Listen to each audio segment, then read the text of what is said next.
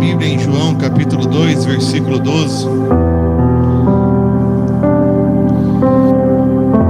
Nossa igreja tem como missão levar você a um relacionamento crescente com Jesus. Então, Deus incomodou meu coração a estar trazendo apenas por um período a mensagem do Evangelho, conforme Cristo e o Evangelho foi sendo revelado através da sua palavra. Então a gente vem alguns meses relatando desde o batismo, a tentação de Jesus, e depois apresentamos o seu primeiro sinal.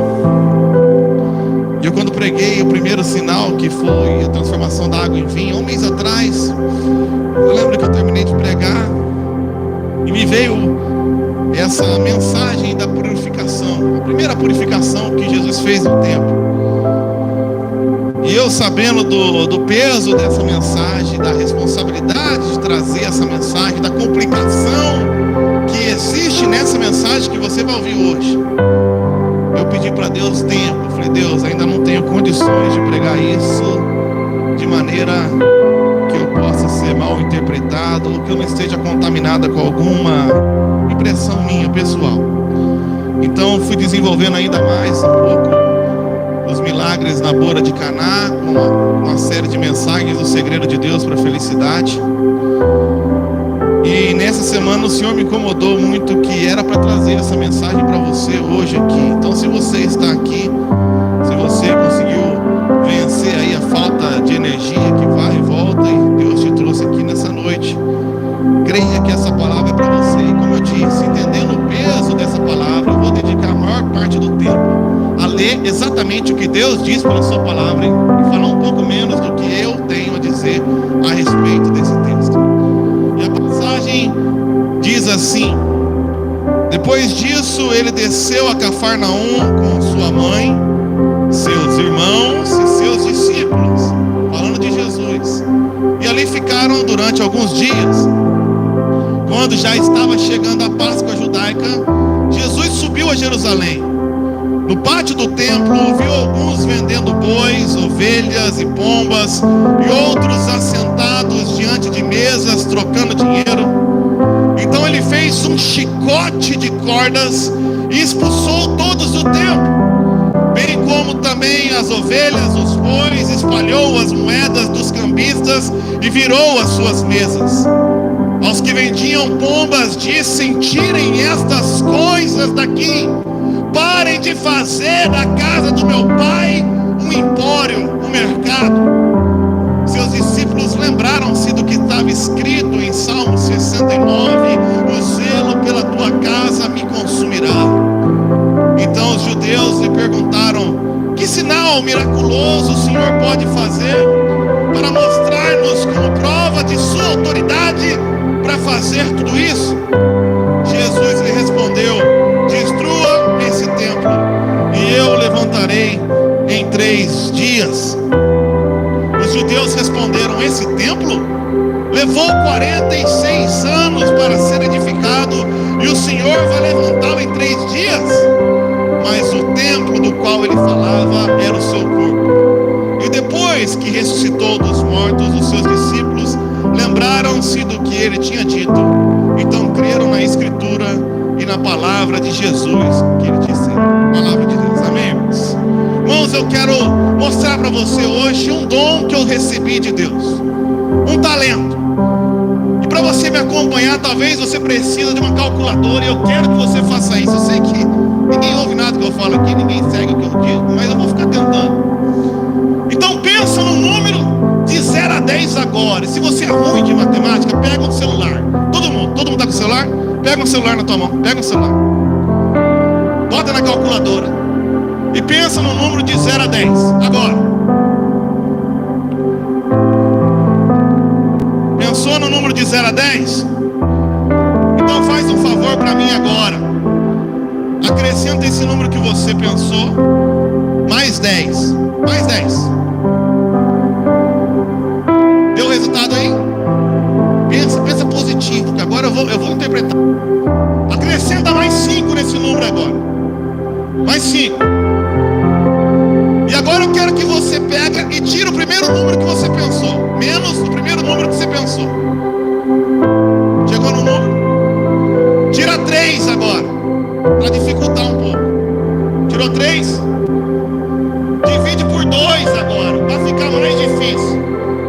Deu resultado? Agora acrescenta um. Acrescentou. Agora você vai olhar para o lado, para o celular do teu amiguinho do lado, não fala nada para ninguém, e repara se ele tem o mesmo número que você. Se ele tem o mesmo número que você, eu quero que você se coloque de pé agora. Se você tem o mesmo número da pessoa do teu lado, fique em pé. E repare agora que tem mais pessoas pensando no mesmo número que você. E se você talvez está sentado aqui, você está teimando. E agora você olha para a tela e vê se o número que você pensou é o número que está na tela. Se vocês erraram é porque vocês são muito ruins de matemática e não conseguem nem fazer uma conta básica. E se o teu número deu 7, você foi manipulado por uma pessoa que sabe um pouco mais de matemática do que você. Eu fiz essa dinâmica, essa brincadeira para você entender uma coisa. No reino de Deus, hoje em dia, muitas pessoas estão usando da ignorância daqueles que não entendem muito da palavra de Deus para manipulá-las e levá-las ao lugar onde elas querem que sejam levadas. O que eu fiz com você, e se você errou, você é terrível, você errou com calculadora. A conta é o seguinte: você pensa em qualquer porcaria de número e eu mando acrescentar mais 10 e mais 5, e depois mando você tirar o primeiro número que você pensou e ficou 15 na tua mão. Eu mando você tirar 3, fica 12, divide por 2, fica 6, acrescenta 1, dá 7. Você pode pensar 1 bilhão que vai dar 7 no final. Uma pessoa que tem um pouco mais de conhecimento manipulando alguém que talvez não percebeu, faltou um pouco de base de matemática ou esperteza. E o que eu quero relatar com essa brincadeira é que hoje, assim como nos tempos de Jesus, o povo de Deus perece por falta de conhecimento do que está escrito na palavra de Deus. Perece por falta de conhecimento do que as escrituras dizem, não do que dizem a respeito da escritura. A igreja de Éfeso tinha abandonado o verdadeiro evangelho com apenas 90 anos de criação. Então ela enviou uma carta para o apóstolo João, que estava preso na ilha de Patmos, e pediu-nos: escreva um evangelho que nos aponte a essência do verdadeiro evangelho. E João decidiu escrever uma carta teológica com apenas 7 milagres. Mas os milagres relatados em João, teologicamente, são apontados como sinais. E por que sinais? Porque o sinal é algo que aponta para alguma coisa ou para algum lugar. Os milagres que aconteceram em João estão apontando como um sinal para a essência do verdadeiro evangelho, que foi esquecido com 90 anos de igreja, e com certeza foi esquecido, ainda mais agora, 2000 anos depois. E ele começa contando a respeito do primeiro milagre. O primeiro milagre é a transformação da água em vinho. Nós ficamos falando a respeito disso, e esse milagre está apontando para a palavra. Porque ele diz assim, e o milagre acontece quando ele diz assim: fazei tudo o que ele mandar. Primeiro milagre, primeiro sinal, aponta para a palavra de Deus. E depois ele relata um segundo sinal: a cura de do filho de um centurião, um homem de fé, que falou que ele não era digno de receber Jesus. Então ele fala: não precisa ir na minha casa, diga apenas a sua palavra, porque eu dou ordem aos meus servos e eles obedecem. Então se apenas o Senhor disser, eu creio que o milagre vai acontecer. E Jesus ficou espantado com aquela fé. Então João aponta com esse milagre a fé. E você tem que entender que a sequência é exatamente a que a gente precisa para entender, pois sem a palavra de Deus não existe fé. Da mesma forma que sem luz não existe visibilidade. Sem palavra de Deus, não existe fé, porque a fé vem de ouvir o quê? Ouvir a palavra de Deus. Então primeiro ele aponta a palavra, e depois da palavra ele aponta para a fé.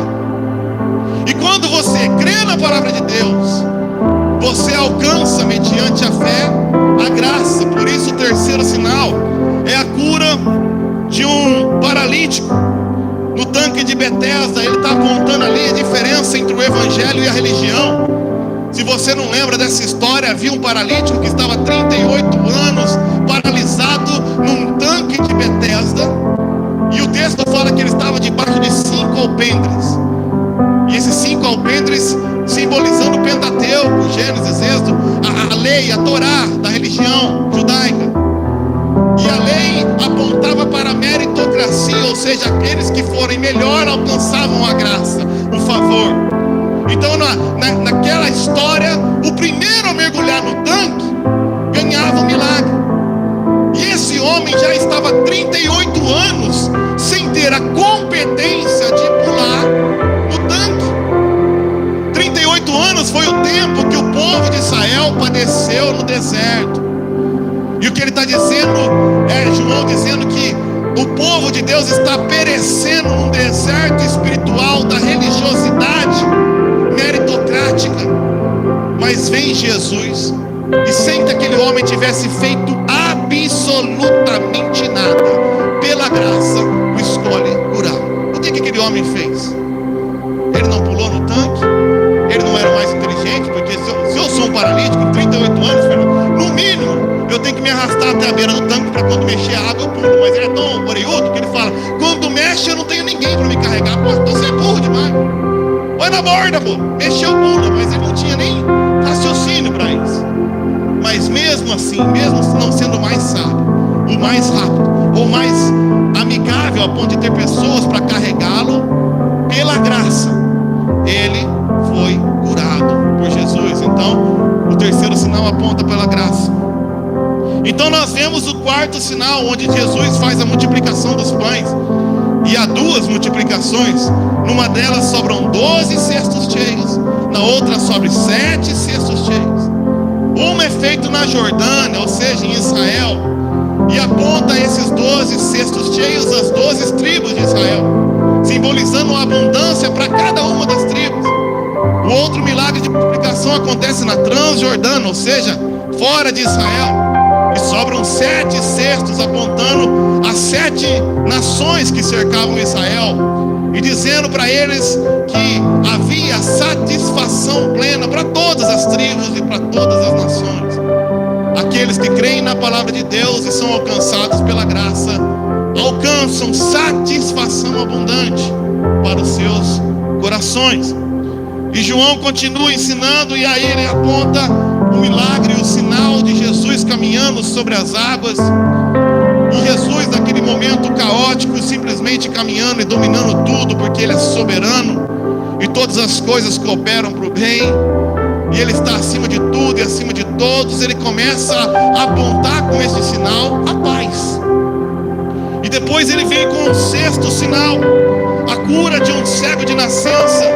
E nesse sinal ele está apontando para a visão espiritual, para a luz daqueles que creem em Jesus e que não enxergavam nada, mas depois de ter um encontro com Ele, passam a ter luz para os seus caminhos e visão, e ver as coisas não de um meio humano, mas começar a ver as coisas por uma perspectiva de Deus. E por fim, ele nos aponta um 7º sinal, a ressurreição de Lázaro. E a ressurreição de Lázaro aponta para a vida. E se você pegar todas essas palavras que eu citei para você, a palavra de Deus, a fé, a graça, a satisfação plena, a paz, a visão espiritual, a vida, você vê a mensagem simples que o Evangelho quis deixar, que João quis deixar. E a mensagem é que a palavra de Deus, a fé e a graça traz ao nosso coração a abundante satisfação de paz, luz e vida em Cristo Jesus. Essa é a mensagem do Evangelho. A palavra de Deus que nos ilumina, nos dá a fé e nos dá esse alcance mediante a graça, satisfaz plenamente o nosso coração, nos trazendo luz, paz e vida abundante. Esse é o resumo do Evangelho de João.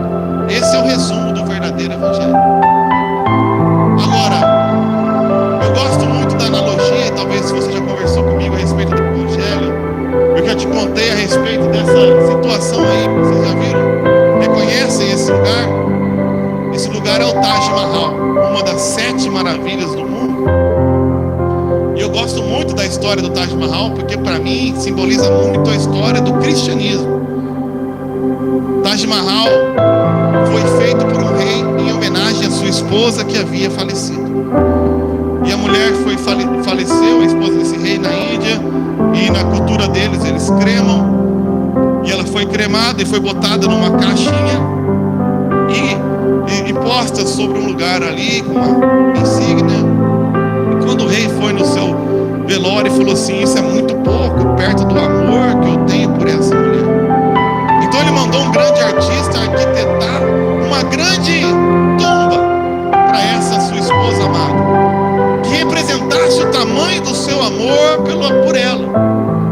E mandou construir o que vocês conhecem como o Taj Mahal. A construção, você pode imaginar, demorou dezenas de anos. Alguns dizem 50 anos. E depois de 50 anos, quando o Taj Mahal foi ficar pronto, eles prepararam ali a grande inauguração. Começaram a limpar as salas e começaram a limpar o lugar. E no meio da limpeza acharam uma caixinha cheia de poeira e pensaram: isso aqui deve ser lixo. E jogaram fora a caixinha. E a caixinha era a esposa do rei, para o qual tudo aquilo foi construído. Eu falo que o Taj Mahal simboliza o Evangelho, porque o Evangelho de Deus se resume em cima da morte e ressurreição de Jesus Cristo. Tudo que você precisa saber é que Jesus morreu por você e ressuscitou com você, para que você tenha vida através dele. Mas as coisas vão andando e as pessoas têm um amor tão grande por Jesus que elas começam a construir grandes monumentos em nome de Cristo, em nome de Deus. E a esse monumento construído por mãos humanas nós chamamos hoje de cristianismo. São feitos por homens, do esforço humano, de ideias humanas, da razão humana. E a verdade é que hoje, depois de 2000 anos, ergueram-se um monumento religioso enorme, mas se esqueceram do defunto e daquele que ressuscitou. Se esqueceram daquele pelo qual tudo isso foi construído. Então hoje aqui, se você perguntar para quase qualquer pessoa na rua, todos são cristãos. Mas quase ninguém conhece, entende, crê e desfruta do que eu disse aqui a respeito do Evangelho. Que pela palavra de Deus você tem fé, é alcançado pela graça e tem abundância de luz, paz e vida na sua vida. Não tem. Todos são cristãos, mas poucos são do Evangelho. É por isso que nós temos a missão de pregar o Evangelho para quem se diz evangélico, ou para quem se diz cristão, mas não entendeu nada a respeito do que Jesus ensinou. Por isso eu te convido a conhecer verdadeiramente o Evangelho e a ter um relacionamento crescente com Jesus. E num relacionamento crescente é necessário conhecer as pessoas em cada uma das suas intimidades. Eu lembro de quando eu namorei a Renata há 15 anos atrás, eu achava que conhecia ela, mas hoje, 15 anos depois, eu conheço muito mais. Tem muitas coisas a respeito de Jesus que você precisa conhecer. E hoje eu quero falar a respeito de uma característica de Jesus que talvez você não conhece, ou talvez se escandalize. E por isso eu embasei muito a minha mensagem na palavra. E começo com uma pergunta a você, cristão: a ira pode ser considerado um sentimento celestial? Será que a ira é um sentimento divino? Quando você olha para Jesus, você consegue imaginar Jesus irado? Eu lembro quando a minha filha, a Laura, estava almoçando, eu fiquei bravo lá em casa, e ela falou: pai, Jesus não fica bravo. Eu falei: Jesus fica bravo sim. Não, Jesus não fica bravo. Com 5 anos de idade, 6 anos, ela já tem a mentalidade que a ira não tem nada a ver com Jesus. A ira não tem nada a ver com Deus. Mas você precisa entender que ficar irado não é necessariamente sinônimo de pecar. Efésios capítulo 4, versículo 26, ele diz assim: quando vocês ficarem irados, não pequem. Apaziguem a sua ira antes que o sol se ponha e não deem lugar ao diabo. Quando vocês ficarem irados, não significa que pecaram. Quando ficarem irados, não pequem. É normal, é justificável ficar irado. Alguém vem te dar um tapa na tua cara. Como controlar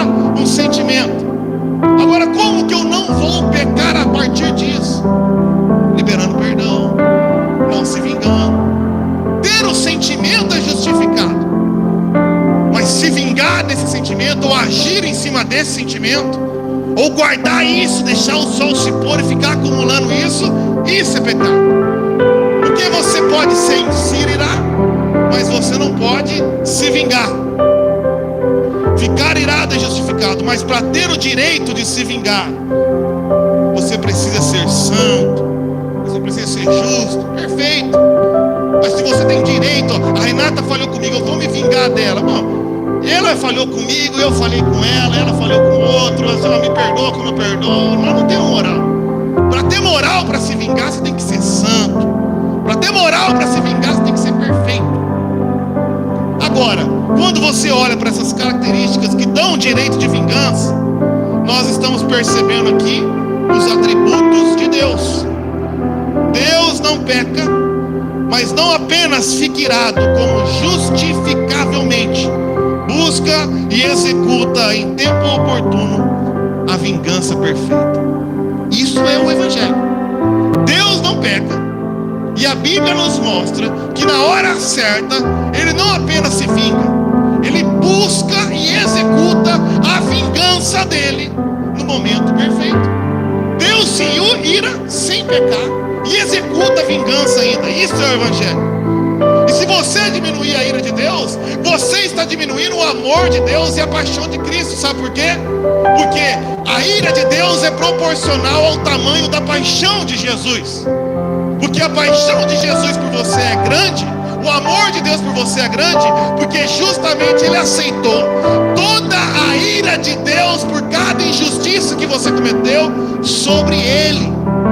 Essa é a mensagem do Evangelho. A mensagem do Evangelho é que quando acontece uma injustiça com você, Deus fica mais irado que você. Quando Deus vê uma criança sendo abusada, Deus fica louco da vida. Deus não bate palma para a corrupção. Deus não fica assim bobinho quando vê as pessoas roubando, matando, destruindo, enganando, adulterando. Não! Deus fica irado. Mas o Evangelho só é perfeito e completo justamente porque se você diminuir a ira de Deus, você vai estar diminuindo também o tamanho da paixão e sacrifício de Jesus Cristo. Pois Deus descarregou sobre Cristo o cálice da sua ira, que era para ser contra nós, por causa de cada pecado e injustiça que cometemos. Eu vou levar vocês a ler alguns textos de Jeremias 25, e ele diz assim: assim me disse o Senhor, o Deus de Israel, pegue na minha mão esse cálice com o vinho da minha ira, e façam com que bebam dele todas as nações a quem eu envio. E é por isso, irmãos, que Lucas 22:44 relata que, estando Jesus angustiado, ele orou ainda mais intensamente, e o seu suor era como gotas de sangue que caíam no chão. Jesus começou a se preparar, não para a morte ou para a tortura. Jesus não tinha medo de morrer. Os seus discípulos não tinham medo de morrer. Foram crucificar Pedro e falou: me crucifica de ponta cabeça, nega Jesus ou morre. Então eu morro. Jesus não tinha medo de morrer. Quanto mais, se os seus discípulos, que era menor que ele, não tinha medo, quanto mais Jesus. Mas você quer entender do que Jesus tinha medo? Mateus 26:39. Indo um pouco mais adiante, prostrou-se com o rosto em terra e orou: meu Pai, se for possível, afasta de mim esse cálice. Contudo, não seja como eu quero, mas como tu queres. Do que Jesus estava com medo, irmãos? Jesus não estava com medo da tortura ou da morte. Jesus estava com medo do cálice da ira de Deus que foi depositado sobre a vida dele. Cada pecado que você cometeu gera uma ira justificável de Deus, que buscou depositar como vingança da sua ira em Jesus cada pecado daqueles que nele creem. Essa é a ira de Deus, esse é o Evangelho. O amor de Deus é do tamanho da ira de Deus, porque Ele depositou. Deus não passa pano para o pecado, não. Ele só descarregou o pecado em outra pessoa por amor a você. Se você não entender isso, você não entende o amor e aquilo que Jesus fez por você. Você começa a achar que você é que veio nessa noite fazer um favor para Deus, em vez de adorar aquele que morreu por você e aceitou ser descarregado sobre ele cada uma das vinganças de Deus para as burradas que você fez e cometeu. A ira de Deus é uma doutrina bíblica, mas mesmo assim ele fez por amor, fez por você que crê nele. Mas irmãos, quando a gente olha para a doutrina da ira de Deus e o Deus Pai, se você não entendia, parabéns, aprendeu agora o Evangelho. Mas se você já conhece um pouquinho, é normal. Deus se irou, se vingou em Jesus. Jesus morreu por nós e nós somos vivos. Jesus é o Cordeiro. Agora esse texto que eu li não fala da ira do Pai. Esse texto que eu li mostra uma imagem aterradora, a imagem da ira de Jesus. Se eu tenho que levar vocês a um relacionamento crescente com Jesus, eu tenho que mostrar uma faceta que poucas pessoas conhecem. A faceta de um homem, Jesus, amável, que pegou um chicote na mão e sozinho expulsou do seu templo mercadores e cambistas que estavam ali roubando o povo de Deus, na casa de Deus. Imagina, porque ele não estava usando o seu poder celestial. Ele era Jesus Cristo, homem, com um chicote de 5 metros na mão, e dá-lhe chicotada para expulsar um bando de animal que estavam vendendo animais na casa de Deus. A ira de Jesus é uma característica pouco lembrada. E qual é a única coisa retratada em todo o Evangelho que leva Jesus a se irar? Você precisa aprender isso nessa noite, porque Jesus encontra com um publicano ladrão. Vou comer na tua casa. Jesus encontra com uma prostituta. Ninguém te condenou, nem eu. Vai, não peques mais. Jesus encontra com o paralítico. Jesus encontra com o samaritano. Jesus encontra com... Ele está sempre de boa, cara. Mas tem um povinho que deixa Jesus assim, indignado. Só tem um povinho. Se você ler o Evangelho inteiro, você nunca vai ver Jesus bravo com nada. Mas tem um povo, tem uma qualidade de pessoa que deixa Jesus ao ponto de pegar um chicote e tacar-lhe pau dentro da igreja. Quem é esse povo que deixa Jesus irado? Esse povo são os religiosos. Esse povo são os líderes hipócritas da religião. E eu vou te falar por quê. Nada leva mais pessoa para o inferno hoje do que a religião, tá? O que é religião? Religião é, se você fizer um esforço e fizer as coisas certas, você recebe o favor de Deus, que é a vida eterna. Se você se esforçar e fizer tudo certinho, Deus te dá. Isso é religião. Não importa o nome, seja no cristianismo, seja no islamismo, seja no budismo, seja no espiritismo, é tudo a mesma coisa. Se você fizer o que esse mestre está te ensinando, Deus te dá a salvação. E o que mais leva bilhões de pessoas para o inferno? Que hoje 99% das pessoas que morreram confiadas na sua religião, no seu esforço próprio. E descobriram que quando chegou na eternidade, esse esforço e essa religião não satisfaz a ira de Deus. O único que pode satisfazer a ira de Deus é Jesus, porque Ele é santo, perfeito, justo e bom. O único que pode satisfazer a ira é Jesus. Então o Evangelho não é religião, porque o Evangelho não fala a respeito do esforço humano. O Evangelho fala a respeito do esforço e o sacrifício de Deus. A religião manda você se sacrificar, andar de joelho, pagar promessa, orar 50 vezes uma determinada oração, dar tantos reais para comprar a bênção. O Evangelho fala de que Jesus pagou um alto preço de sangue para que você pudesse ser salvo pela graça, mediante a fé na sua palavra. Então, quando Jesus entrou nessa história de redenção, irmãos, Ele não entrou isso aqui de brincadeira. Isso aqui para você talvez seja parte da sua vida, talvez seja um lazer, talvez seja um hobby, mas para Jesus não é uma brincadeira. Jesus não está envolvido com essa história. Jesus está comprometido até a morte.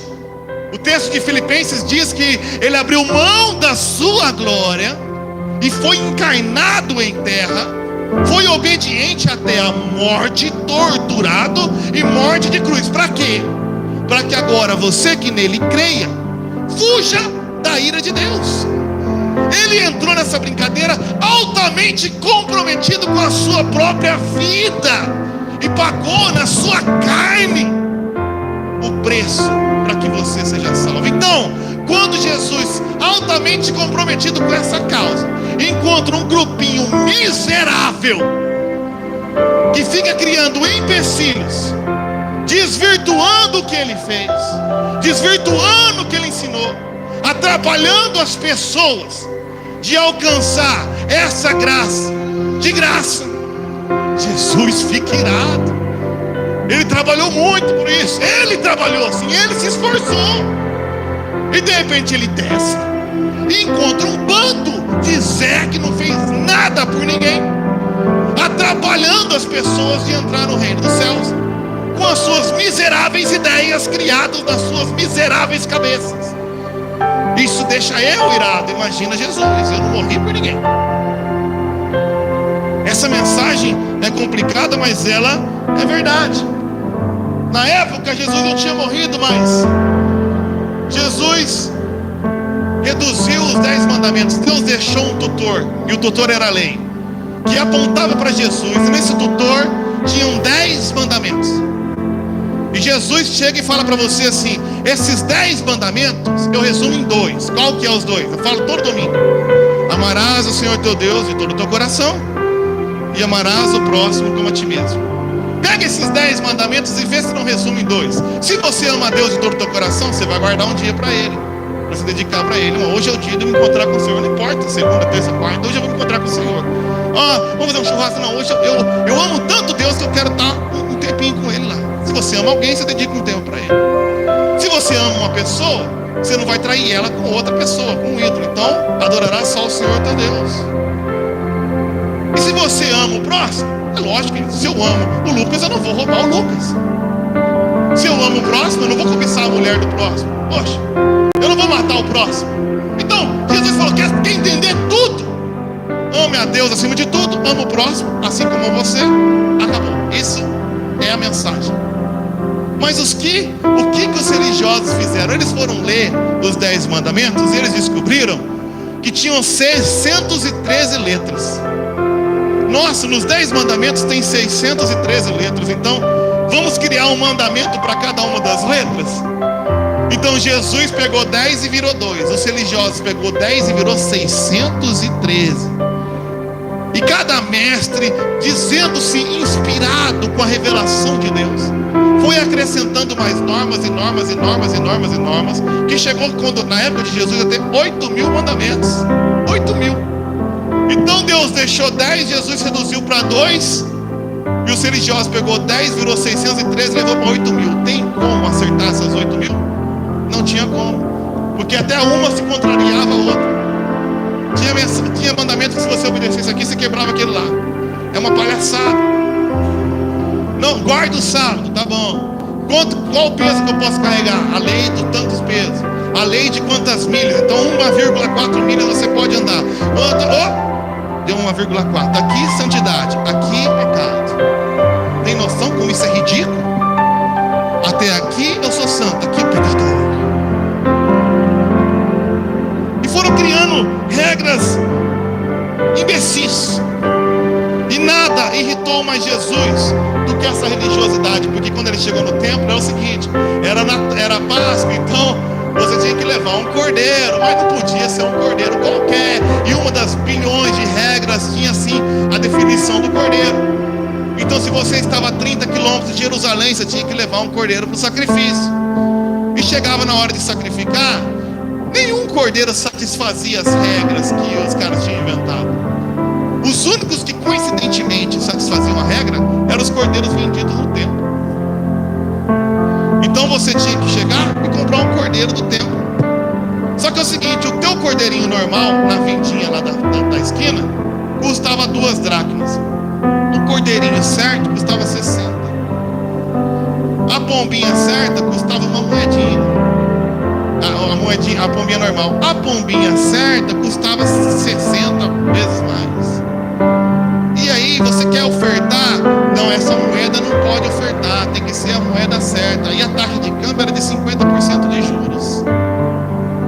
Então, baseado em palavras inventadas por homens e regras humanas, Jesus chega no templo e não consegue ver o povo simplesmente demonstrar a sua fé e a sua adoração a Deus, porque um bando de animal tinha criado um monte de regras.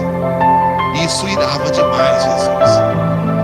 Então é por isso que quando você vai ler o livro de Mateus, capítulo 23, você lê esse tipo de coisa proferido por Jesus. Lembra que eu estou falando hoje de Jesus. Os mestres das leis e os fariseus se assentam na cadeira de Moisés. Eles atam fardos pesados e os colocam sobre os ombros dos homens, mas eles mesmos não estão dispostos a levar um só dedo para movê-los. Tudo que fazem é para serem vistos pelos homens. Eles fazem seus filactérios bem largos, suas franjas de suas vestes bem longas.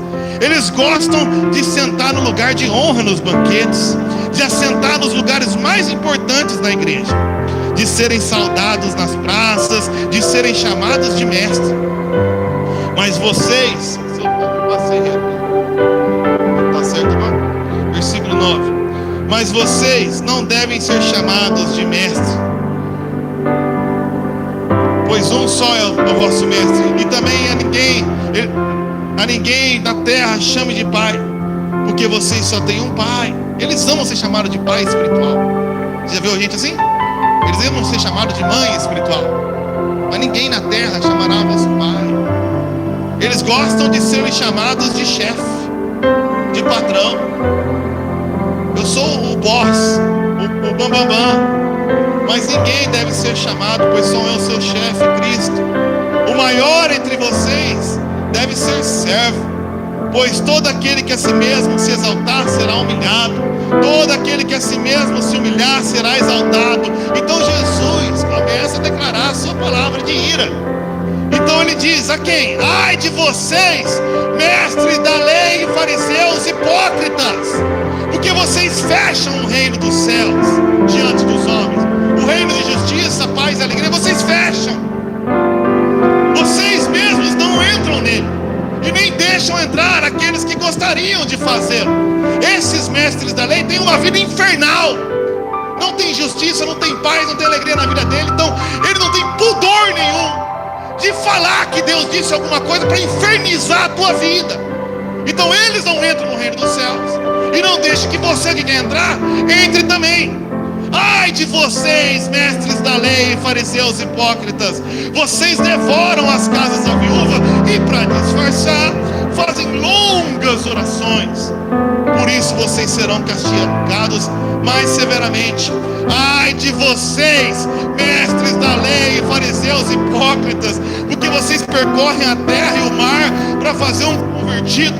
E quando você consegue converter um miserável a essa religião que você criou, você torna ele 2 vezes mais filho do inferno do que vocês, porque ele é 2 vezes mais orgulhoso que você.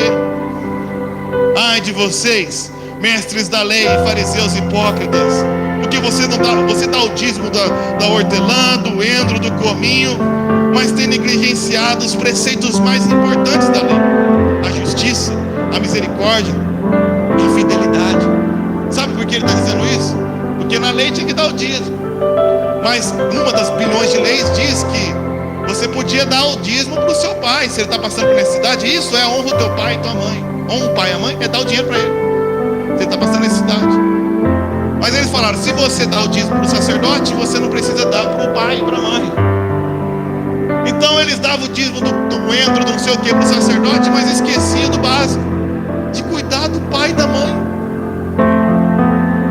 Esqueceram da misericórdia, esqueceram do mais importante. Ele não fala para não dar, ele continua dizendo: ó, faz essas coisas sem ocultar aquelas. Vocês são guias cegos, vocês coam um mosquito, mas engolem um camelo. Você sabe o que é coer um mosquito e engolir um camelo? Eu vou te contar. Eu posso te dar 1 bilhão de exemplos. Por que essa camisa aí com a Hello Kitty, lembra dessa besteira?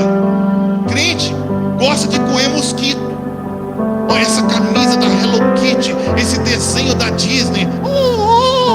É do Satanás. E tua filha vai usar a camisa do Hello Kitty e vai virar lésbica. É isso, tem culto só disso. E engole um camelo. Maldizente, orgulhoso. Você sabe qual é o maior camelo que Deus odeia? Orgulho. Eu sou bom. Olha lá, me vestiu da camisa da Nike. Olha o mosquito da camiseta. A camiseta do Deadpool. Que coisa feia. E engole o camelo da maledicência. Engole o camelo do orgulho. Engole o camelo da mentira. Engole o camelo. Ai de vocês, mestres da lei e fariseus hipócritas. Vocês limpam o exterior do copo, do prato, mas dentro eles estão cheios de ganância e de cobiça. Fariseu cego. Jesus é agressivo aqui, né? Esse Jesus eu não conhecia, não. Cego. Limpa primeiro o interior do copo e do prato, para que o exterior seja limpo também. Ai de vocês, mestres da lei. Vê se você já conheceu alguém assim. Hipócritas. Pois vocês são como sepulcros caiados. Vocês é bonitinho por fora, mas por dentro estão cheios de ossos e de todo tipo de imundícia. Assim são vocês. Por fora parece justo. Quem olha você de fora fala, é crente. Mas por dentro você está cheio de hipocrisia e de maldade. Serpentes, raças de víboras, como escaparão da condenação do inferno? 3 coisas irritam a Jesus absurdamente: criar empecilhos para chegar na presença de Deus, falar em nome dele aquilo que ele não disse, acrescentar ao que ele disse, e mercantilizar o reino de Deus. Quem quer a vitória, sacrifica aqui os carros na fogueira santa de Israel. Eis que o Senhor me disse, eis que ele te disse, blá blá blá blá blá blá blá. Você quer chegar na presença de Deus? Eu lembro na casa de Davi, para você entrar na adoração, você tinha que passar no negócio, confessar 859 mil pecados, orar pela nação, orar por não sei o que, orar por não sei o que, para depois de quase uma hora você chegar na presença de Deus. O véu foi rasgado, irmão, de cima a baixo, e todos temos acesso à presença de Deus pela graça. Deus odeia quando alguém bota empecilho numa coisa que ele rompeu, ele acabou com os empecilhos. E eu gosto de falar isso, irmãos, não porque não acredito em revelação, não porque não acredito em profecia, não porque não acredito que Deus fale com sonhos e visões. Deus fala comigo assim. Mas a gente tem que colocar as coisas no lugar. Uma coisa é a palavra de Deus, outra coisa é a palavra do homem. Eu tinha uma parente, que eu não vou dizer que é a irmã da Renata, e ela ia numa igreja, essas igrejas que gostam de adorar leão. Sabe aquela igreja que bota um trono com uma espada? Já viram essas doidices? E bota um leão e eles... Já viu isso aí, né? Você tá ligado? E era a igreja toda cheia da revelação. E ela chegou pra mim e ela gostava de ficar profetizando coisas. Ela estava de saco cheio daquilo, porque profetizar significa falar em nome de Deus. Se Deus falou com você, profetiza. Agora, se eu não falei, isso é chato. Eu odeio que alguém fale assim, ó, o Mateus, o pastor falou pra fazer isso. Eu não falei. Isso me deixa irritado, imagina Deus. E ela veio na minha cabeça, estava namorando a Renata, vou profetizar sobre a sua vida. Eu falei, você pode profetizar, mas se não acontecer eu te mato. Deuteronômio 18.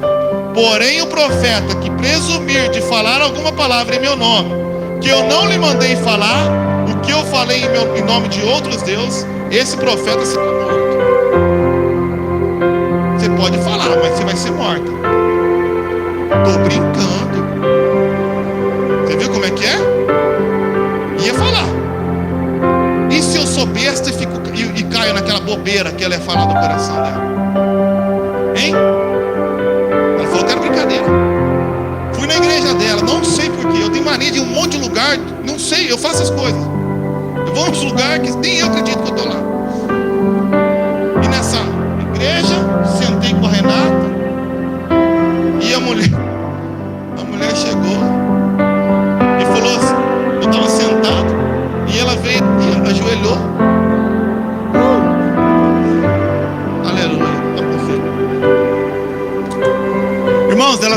ajoelhou aqui, ó. Botou a mão na minha coxa, a Renata do lado, e falou assim: vejo que você está passando por um problema no casamento. Eu falei: eu não estava, mas agora que você está aqui, eu tô. Você botou a cabeça aqui na minha coxa, botou a mão na minha perna, do lado da minha esposa, agora eu tô com problema no casamento. Você está aqui, ai. A profeta que, para entregar a sua vaidade, raspou o cabelo e andava mostrando que ela entregou a vaidade ao Senhor. Mas depois que o cabelo cresceu, traiu o marido, porque coeu o mosquito do cabelo e engoliu, coeu o mosquito, engoliu o camelo do adultério. Mas continua pregando, é pastora, está lá ainda, profetizando. Você sabe que eu lembro quando eu vejo essas pessoas, porque graças a Deus meu pai me deu base bíblica, e eu falei que o texto é complicado, então eu vou ler para vocês Jeremias 23, presta atenção, isso aqui não é interpretação, tá? Uma vez eu li um texto desse, a pessoa falou assim para mim: Ed, não gostei da sua interpretação. Eu lembrei do Paul Washer, não interpretei, eu li. Eu não vou interpretar, eu vou ler. Jeremias 23. Assim diz o Senhor dos Exércitos: não ouçam o que os profetas estão profetizando para vocês. Eles os enchem de falsas esperanças, falam de visões inventadas por eles mesmos e que não vêm da boca do Senhor. Vivem dizendo, aqueles que desprezam a palavra do Senhor, que desprezam a Bíblia, vivem dizendo os que desprezam a palavra do Senhor. Onde que eu parei? 17. Vocês terão paz, e todos os que seguem a obstinação de seus corações dizem: vocês não sofrerão desgraça alguma. Chegou a tua hora. Mas qual deles esteve no conselho do Senhor para ver e ouvir a sua palavra? Quem deu atenção e obedeceu a minha palavra? Ninguém, mano. Eu não enviei esses profetas, mas eles foram correndo mesmo assim levar a sua mensagem. Eu não falei com eles, mas eles profetizaram. Mas se eles tivessem comparecido ao meu conselho, eu anunciaria as minhas palavras ao meu povo. Sabe o que eles faziam? Fazer o que eu estou fazendo para você. Abra um texto da Bíblia e lê. Mas eles não gostam de anunciar as palavras, irmão. Teriam feito com que se convertessem ao seu mau procedimento e de suas obras más. Ouve o que dizem os profetas que profetizam mentiras em meu nome, dizendo: tive um sonho. Até quando os profetas continuarão a profetizar mentiras e as ilusões das suas próprias mentes? O profeta que tem um sonho, conte o sonho, mas o que tem a minha palavra, fale a minha palavra com fidelidade. Pois o que tem a ver a palha com o trigo, pergunta o Senhor, não é a minha palavra como um fogo? Para que a palha da tua imaginação? Pergunta o Senhor. Agora eu interpretei. É como um martelo que despedaça a rocha. Portanto, declara o Senhor, estou contra os profetas que roubam uns dos outros a minha palavra. Sim, declara o Senhor, estou contra os profetas que com suas próprias línguas declaram oráculos. Sim, estou contra os que profetizam sonhos falsos, declaram o Senhor. Eles relatam e com as suas mentiras irresponsáveis desviam o meu povo. Eu nos enviei, nem lhes autorizei, e eles não trazem benefício algum a esse povo. Se um profeta ou sacerdote ou alguém do povo afirmar: essa é a mensagem da qual o Senhor me encarregou, eu castigarei esse homem e a sua família. Nunca mais mencione a expressão: esta é a mensagem da qual o Senhor me encarregou. Senão, essa palavra será uma carga para aquele que a proferir, porque vocês distorcem a palavra de Deus vivo, Senhor dos exércitos, do nosso Deus. Mas se vocês disserem: esta é a palavra da qual o Senhor me encarregou, assim diz o Senhor, vocês dizem: esta é a palavra da qual o Senhor me encarregou, quando eu lhes disse para não dizer. Trarei sobre vocês humilhação perpétua, vergonha permanente, que jamais será esquecido. Essa é a palavra de Deus. Eu não interpretei, eu li. Fui em Bandeirantes, tinha um profeta. Se você casar com Mateus, você vai entrar em maldição. Baseada onde? Animal. Da onde você tirou? A Bíblia diz, é melhor casar do que se abrasar. Fica com a Bíblia. E ele profetizava. Eu já contei dele aqui. Foi na igreja católica e ungiu a igreja católica. Falou que os santos ia diminuir em Bandeirante. Vai ver o tamanho do negócio que ergueram depois que ele profetizou. Ele é muito bom para saber da maldição da vida dos outros, mas a sua família inteira entrou em desgraça e morreu cedo, cheio de vergonha e humilhação, de desgosto, porque ele mesmo não queria mais viver, de vergonha das besteiras que ele declarou e da vida de milhares de pessoas que ele infernizou naquela cidade, e nada do que ele disse aconteceu. Mas as pessoas seguiam ele por medo, porque ele é o homem do demônio. Ele é o homem que expulsa todo mundo, expulsava os demônios, fazia flutuar. O pessoal tinha medo. O Senhor está dizendo. Engolia o camelo de cada roupa que o cara usava, do camelo que usava, mas quer dizer, do mosquito, mas engolia o camelo das porcarias dos filhos dele usando droga dentro da casa dele, com o dinheiro da igreja, dentro da igreja. Eles são assim. O importante é amaldiçoar a vida dos outros. O importante é infernizar a vida das pessoas, em nome de Deus. E terminou com uma palavra de Deus declara. Por isso nunca parei meu tempo para ouvir aquele abençoado. Eu prefiro ficar com a palavra de Deus. E sabe o que ele disse para mim quando eu recusei uma das suas profecias? Porque o pastor que ele ouvia, o pastor que ungiu ele, tinha a mania de se relacionar com meninas de 15 anos de idade. Eu peguei ele conversando com uma menina de 15 anos da minha cidade, falando sobre sexo com uma menina. Eu falei, você está ouvindo esse doido, desse pedófilo? Mas ele ora e o povo cai. Você está ouvindo esse maluco? E eu falei assim, eu ouço a palavra de Deus. E o abençoado falou, a letra mata. Eu digo, o Espírito edifica. A letra mata. Tem um cantor que eu gosto muito. E ele foi para o céu, diz ele, Virote, ele foi para o céu e viu no trono da adoração 4 seres viventes adorando, e dependendo da música que você cai, você recebia a unção do leão. Quem lembra disso aí? E dependendo da música, você recebia a unção dos 4 seres, a unção do não sei do que, a unção do não sei o que. Eu fui lá ver assim. Quando eu cheguei lá, agora vem a unção do leão. Pum, o cara virou um animal. Ele começava a engatinhar e arranhar os outros. Ele encontrou outro leão e eles começaram a sair no tapa, um leão com outro leão. Quando a unção passou, eu perguntei, o que você sentiu, cara? Ele falou, não lembro de nada. Eu falei, você me desculpa, então você não estava com Deus, você estava cheio de demônio. Ele falou, não, porque o Davi Silva foi no céu e ouviu. Davi Silva foi no céu e ouviu. Até que 3 anos depois, o Davi Silva foi na TV e falou assim, tudo que eu contei era mentira. Eu inventei. E as pessoas que ficaram sendo manipuladas por essas pessoas, por anos, incorporadas pelo leão, como que fica, gente? Eles fizeram treinamento comigo. Leia o texto de Jeremias. Está vendo os 4 seres? Tá. O que isso significa? Eu não faço ideia. Eu não faço ideia. Graças a Deus, Davi Silva foi para o céu. E no céu Deus revelou para ele. E agora é isso. E o Brasil inteiro ficou contaminado disso. Até Ana Paula Valadão, na Igreja Batista da Lagoinha, saiu se rastejando em nome da unção do leão. As pessoas se esqueceram da palavra de Deus, irmão. Mas eu quero te dizer que chegou o dia e está chegando a hora que Deus vai revirar a mesa dos religiosos. Chegou a hora de restauração do verdadeiro evangelho.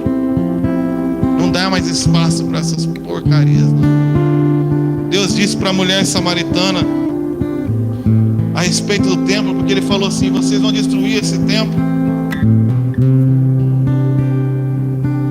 Olha aqui, eu não vou nem ler isso aqui, Colossenses, Deus me livre. Se eu ler isso aqui, eu leio na tua casa, depois você vai falar que eu estou pegando no teu. Mas Jesus foi ler em Colossenses, estava no templo, e ele falou assim, vocês vão destruir esse templo aqui, mas em 3 dias eu vou restituir. Porque o verdadeiro templo de Deus não é feito por mãos humanas. O verdadeiro templo é Jesus Cristo que tabernaculou entre nós. E agora, pela fé, Tendo Cristo morrido por nós, Ele abriu um novo e vivo caminho. É o caminho que Jesus abriu. Agora você pode pegar e trilhar na fé, na palavra de Deus, alcançar graça, abundância de paz, luz e vida para a sua vida. Você não precisa mais ficar escravizado. Eu só vou ler aqui o primeiro versículo de Colossenses. Tenham cuidado para ninguém os escravize com filosofias vãs e enganosas, que se fundamentam em tradições humanas e nos princípios elementares desse mundo, e não em Cristo. Pois em Cristo habita corporalmente toda a plenitude da divindade. E por estarem nele, que é o cabeça de todo o poder e autoridade, vocês recebem a plenitude. Por estarem nele, não por estarem incluídos em instituições de homens que viram, tiveram sonhos e visões, não por estar cumprindo algum esforço humano, não porque algum homem te falou alguma coisa, mas porque Jesus Cristo fez algo. Ele morreu por você e ressuscitou, e agora você tem acesso à sala do trono. Coloque-se de pé, irmãos.